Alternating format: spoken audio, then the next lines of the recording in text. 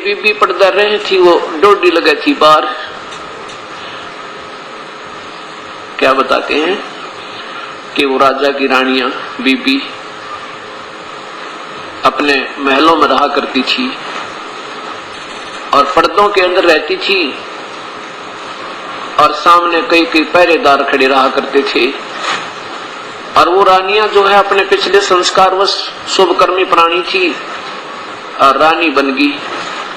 सारी सुविधाएं उपलब्ध हैं, काजू और किशमिश की खीर बनाकर खाती, बांदियां बनाती हैं नौकरानियां और वो खा रही होती हैं और जूठा छोड़ती हैं, उनको नौकरानियां खाती हैं। और दिन में 3-3 बार सूट बदले, ना मेरा कितने गार श्रृंगार करें। और उन नादानों को ये सत्संग ना सुनने से क्या दुर्गति होगी, ये संत बताते हैं, परमात्मा बताते हैं कि बीबी पर्दा रहे थी, ये डोडी लगे थी बाहर, अब गातू गाड़े फिरती है वो बनकुतिया बाजार। वो पर्दे की सुंदरी सुनो संदेशा मोर, अब गातू गाड़े फिरती है वो करें सरा में शोर।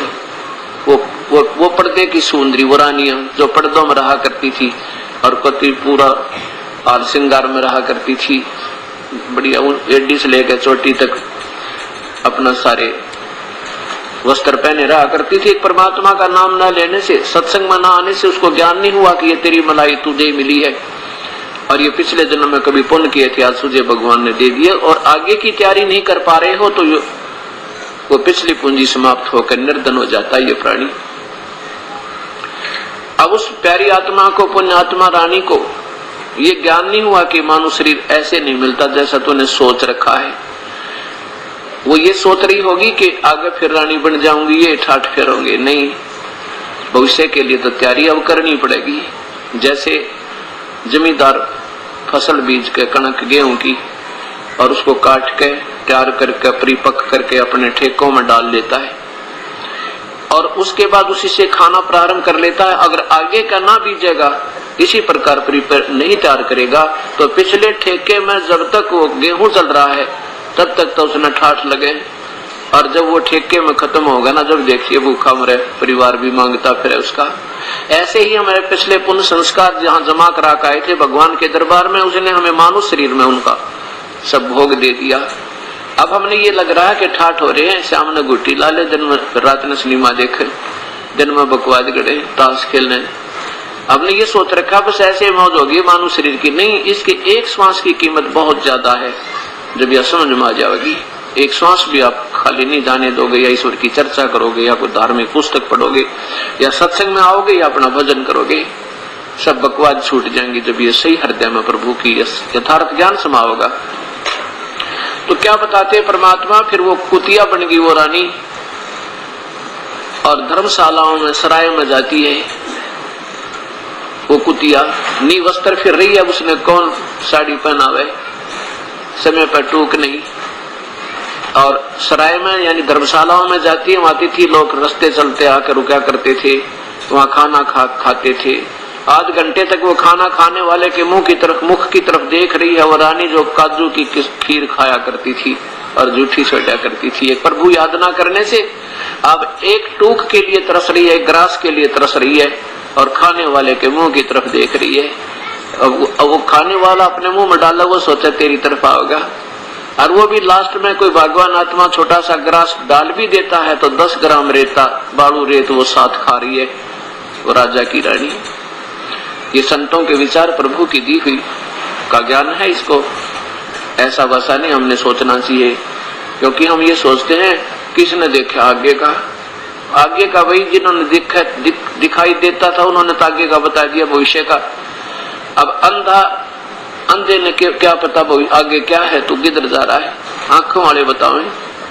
आंखों वाले जैसे कोई सूरदास जा रहा था किसी रास्ते से, कोई आंखों वाला आ गया, कहने लगा भाई सूरदास, ए ब्लाइंड मैन, तू कहाँ जा रहा है, इधर, ये तो रास्ता बहुत खराब है,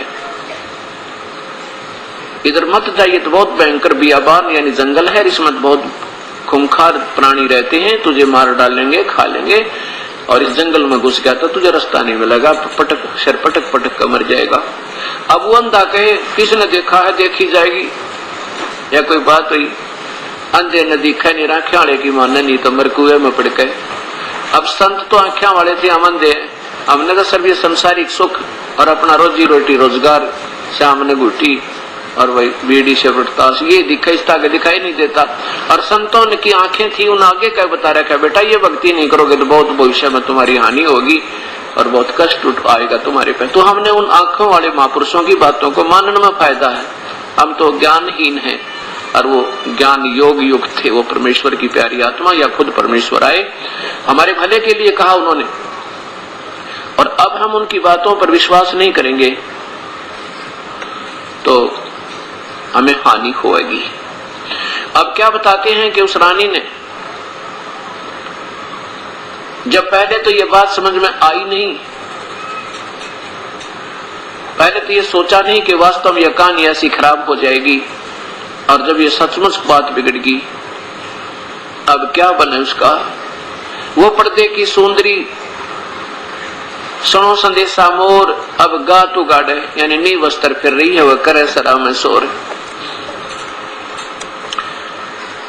नक बेसर नक पर बनी वह पैरें थी हार हमेल, और सुंदरी से कुतिया बनी वह सुन साहिब के खेल। नक बेसर यानी अच्छे गहने पहरा करती थी, नक बेसर नक पर बनी वह पैरें थी हार हमेल, 9-9 लाख के गहने पहरा करती थी वो रानिया, और सुंदरी से कुतिया बनी वह सुन साहिब के खेल। देखो परमात्मा की कैसे रजा है कि जो परमात्मा के संविधान को तोड़कर मनमर्जी से चलते हैं उनके साथ ये कष्ट होते हैं। इसलिए परमात्मा बताते हैं कि राम नाम रटते रहो जब तक घट में प्राण, और कबू तो दीन दयाल का भनक पड़ेगी कान। श्वास उश्वास में नाम जपो भाई फिर था श्वास मत खो, और ना जाने इस श्वास का फिर आवन हो कि ना हो।